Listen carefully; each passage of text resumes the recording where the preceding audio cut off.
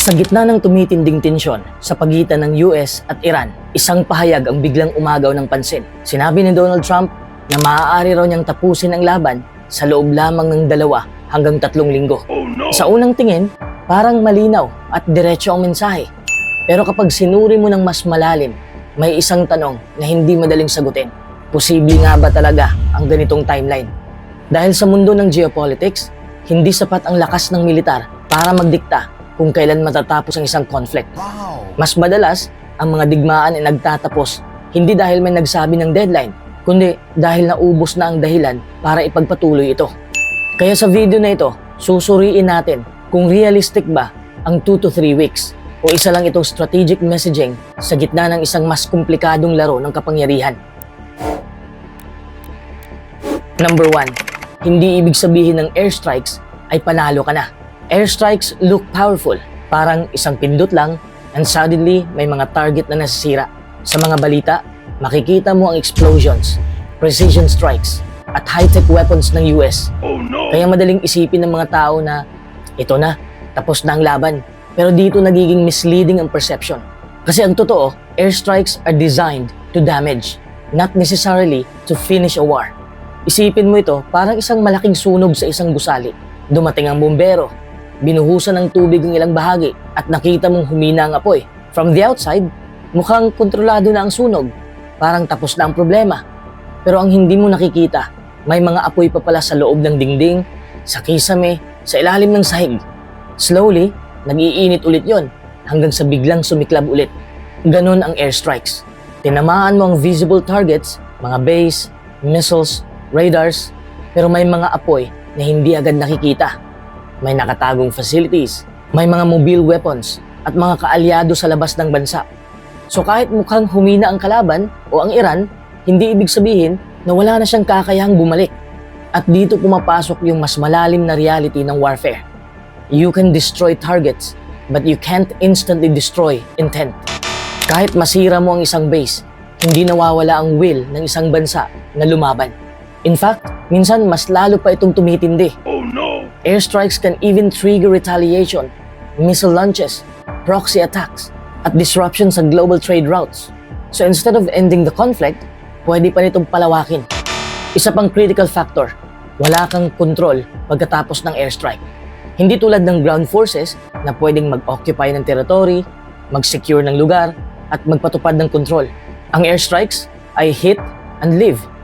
You strike and then you pull back. Ang problema, pagkatapos mong umalis, may chance na bumalik ang kalaban, mag-reorganize, at mag-regroup. So kahit sabihin mong na-destroy namin ang kakayahan ng Iran, the question is, for how long? Kasi nakikita natin, di ba? Laging sinasabi ni Trump noon pa lang na humihina na ang Iran. Pero ngayon, 1 buwan na. Pero patuloy pa rin gumaganti ang Iran gamit missiles nila. So, makikita natin dito na ang airstrikes ay parang unang bugso ng laban. Napakalakas, dramatic, at kayang magbigay ng advantage. Pero hindi yun ang huling galaw na magtatapos ng digmaan. Dahil ang totoong laban, nangyayari hindi lang sa lakas, kundi sa kung sino ang kayang tumagal. Number 2, ang Iran ay hindi Iraq at Afghanistan. Kung ang Iraq at Afghanistan ay parang flat basketball court, ang Iran naman ay parang malaking stadium na may multi-level stands, may nakatagong corridors at tunnels. Sa flat court, mabilis mong makita ang kalaban, madali mong i-target, at mabilis ding maubos ang kanilang kapasidad na lumaban. Kaya sa Iraq at Afghanistan, airstrikes o ground operations were more immediately effective. Sa Iraq, ang major US-led invasion ay nagsimula noong 2003 at formally declared na tapos ang major combat operations noong 2011. Ibig sabihin, 8 taon bago masabing tapos na ang large-scale conflict. At kahit pagkatapos nun, may pockets of insurgency at local violence na nagpapatuloy sa loob ng maraming taon. Sa Afghanistan, mas matagal pa ang timeline. Nag-start ang US invasion noong 2001 at official withdrawal ay noong 2021. That's 20 years of operation. Kahit may high-tech airstrikes, ground troops, at bilyon ang gastos, hindi agad na-resolve ang conflict. At sa katapusan, nakita natin na kahit ilang linggo o buwan ng mga airstrike, ang Taliban ay nakapag-regroup at eventually nakabalik sa power.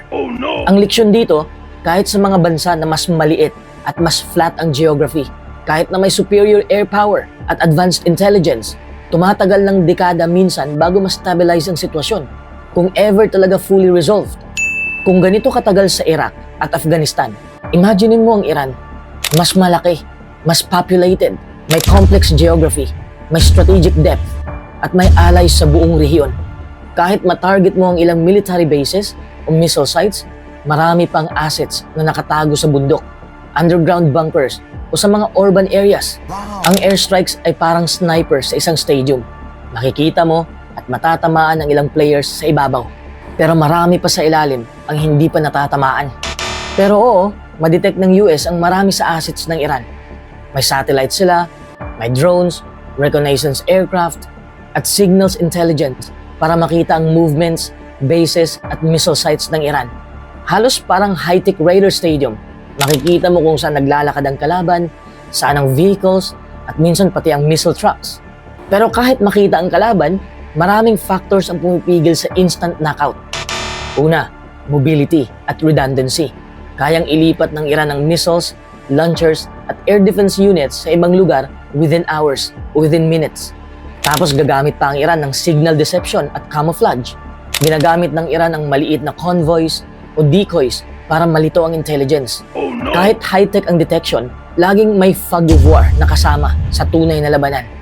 Kaya kahit sobrang advanced ng airstrikes, Iran is a different league kumpara sa Iraq o Afghanistan.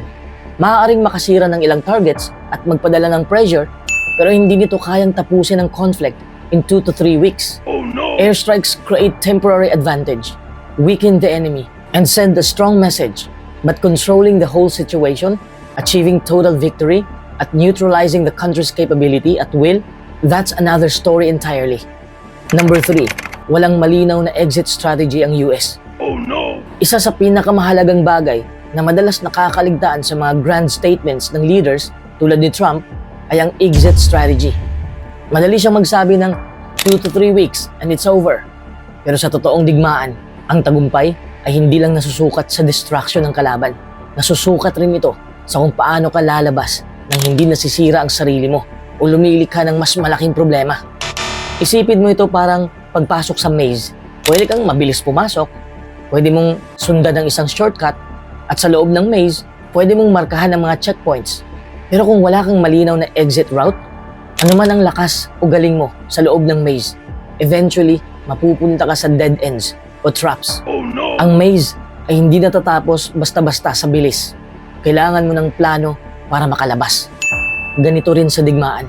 Ang destruction ng infrastructure o military capability ay parang pagmarka ng checkpoints. Pero kung wala kang malinaw na plano kung paano mo matatapos at lalabas ng maayos, pwede kang maipit sa gitna. Pwedeng mapahamak ang resources at lalo pang lumala ang conflict. Sa kasalukuyang sitwasyon, kahit sabihin ni Trump na matatapos lang ito sa 2 to 3 weeks, wala pang malinaw na detalye kung ano ang end goal. Ang tanong, ano ba talaga ang ibig sabihin ng finish Iran, regime change, nuclear disarmament, ceasefire, pagkontrol sa oil route? Really, ano bang ibig sabihin yan in a deeper sense? Kung walang konkretong sagot dito, ang timeline ay puro hype lang. Parang countdown clock na walang button para matapos. Ang isang malinaw na exit strategy ang nagbibigay ng predictability. Kumbaga, alam ng kalaban, alam ng allies at ng sariling bansa mismo kung saan papunta ang laban at kailan matatapos. Kapag kulang ang exit strategy, ang epekto ay pwedeng maging counterproductive. Pwedeng i-extend na naman ulit tulad ng dati, di ba?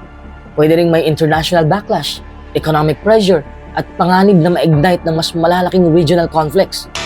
Kaya sa konteksto ng Iran, kahit gaano kalakas ang airstrike o short-term victories, kung walang exit strategy, ang sinasabi ni Trump na matatapos sa 2 to 3 weeks ay parang running through a maze blindfolded. Madami kang magagawa sa short term pero hindi mo nakikita ang full path at pwede kang maligaw o masangkot sa mas malalim na problema. Ang digmaan, mas mahalaga ang planning the end than starting the strike. Without it, kahit dramatic ang first moves, wala itong garantiya na magtatapos ang conflict ng maayos o mabilis. Number 4. Political messaging versus reality. Isa sa mga pinaka-interesting at madalas hindi nakikita sa mga statements tulad ng sinabi ni Trump ay ang difference between political messaging and reality.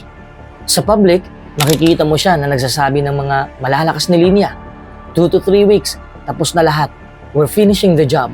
Para sa maraming nanonood, parang isang garantisadong resulta ng mabilis, decisive, at under control. Wow! Pero sa likod ng mga malalakas na salita na yon, iba ang dynamic sa field. Isipin mo ito parang movie trailer versus full movie. Sa trailer, lahat ay action-packed.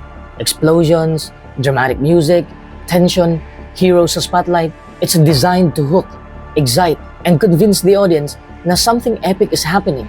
Pero kapag napanood mo na ang buong movie, makikita mo na may downtime, character development, conflicts, at complexities na hindi mo nakita sa trailer.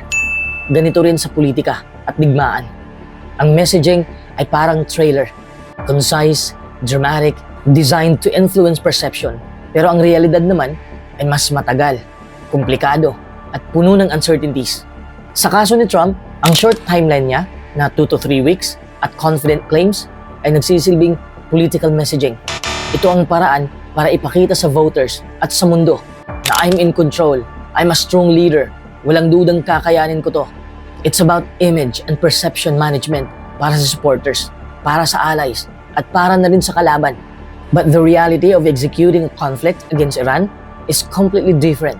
Ang logistics, intelligence, asymmetric tactics, regional reactions, at international politics ng Iran, lahat ng yan ay factors na hindi basta-bastang nakikita sa headlines o press statements.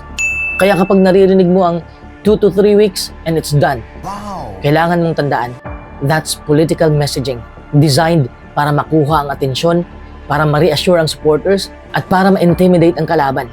That's psychology. But the actual conflict, mas malaki, mas unpredictable, at mas matagal kaysa sa simpleng countdown sa speech. Oh no! Sa madaling sabi, sa mundo ng geopolitics at digmaan, words are weapons too, pero hindi sila substitute sa reality. Statements can influence perception, pero hindi nila kayang tapusin ang conflict sa isang pitik lang ng daliri. At diyan nagtatapos ang ating pagsusuri. Sana natapos niyo ang buong video. Kung gusto mong manatiling updated sa mga ganitong klaseng analysis, lalo na yung may malalim na insight at hindi lang headline news, i-hit ang subscribe button at mag-follow ka na rin sa Facebook page natin.